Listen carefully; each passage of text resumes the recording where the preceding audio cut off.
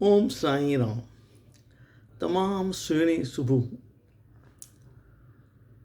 शादी खां पोइ छोकिरे लाइ ॾुखे में ॾुखियो कमु पोइ इहो थींदो आहे कि पंहिंजे जोइ जे पीउ खे पप्पा कीअं चए।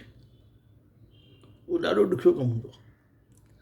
चाहे जोइ खे तकलीफ़ न थींदी आहे, उहो त घर में ईंदी आहे, उहा घर में रहण सां उहा हिरी वेंदी आहे। असांखे त रोज़ु रोज़ु मुंहिंजो सहुरो गॾिजंदो कोन न, जो मां प्रैक्टिस कयां या यादि करण जी कोशिशि कयां। घणे वांगे अंकल ई निकिरंदो आहे। इहो बट नेचुरल आहे। पर मुंहिंजी जोइ मूंखे चयईं, असांखे शादी करे महीनो ॾेढ थी वियो, मुंहिंजो सहुरो अचे पियो असांजे घर मानी खाइणु। हीअ फस्ट टाइम करे मुंहिंजी जोइ चई, ॾिसो मां तव्हांजे माउ पीउ खे महीने ॾेढ खां पप्पा मम्मी चवणु वेठी। हाणे इहो तव्हांजो फ़र्ज़ु अथव कि तव्हां पंहिंजी कमिटमेंट पूरी कयो, तव्हां मुंहिंजे डैडी खे पप्पा करे चवंदा। इहो ॾाढो ॾुखियो। मां चयो ठीकु आहे, भई हाणे मञिणो ई पवंदो। असां गॾु टीवी पिया ॾिसूं।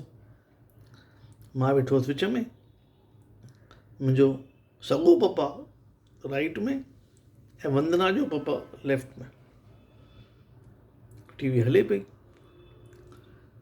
इहो मुंहिंजो लाइफ जो पहिरियों लव ट्रायंगल हो, जिन में सेंटर मां हुउसि। ॾाढी हिमत कयमि, हिमत करे वात मां निकिरी वियो, पप्पा। हाणे मुंहिंजे पप्पा बि मूंखे ॾिठो, वंदना जे डैडी बि मूंखे ॾिठो। हाणे ॿई मूंखे ॾिसनि था। मुंहिंजो पप्पा चए थो, अगरि तूं मूंखे न कोठियो आहे त तुंहिंजी हिते हाणे ई बाग़बान करे छॾींदोमांइ।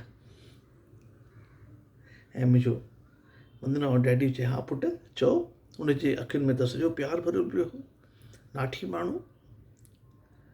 हाणे मां इहो ट्रायंगल कीअं सॉल्व कयां?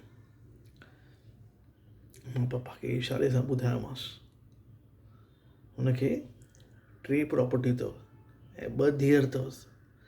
जंहिं असरु वधीक थींदुसि उनखे उहा एक्स्ट्रा प्रॉपर्टी मिलंदी। थोरो सम्झण जी कोशिशि कयो। ॻाल्हि सम्झी, हुनजी अखि चिमकी वई। चई, अरे तव्हांखे ई कोठींदो हूंदो, जॾहिं खां शादी कई अथई न मूंखे डैडी चवंदो आहे। ओम साईं राम।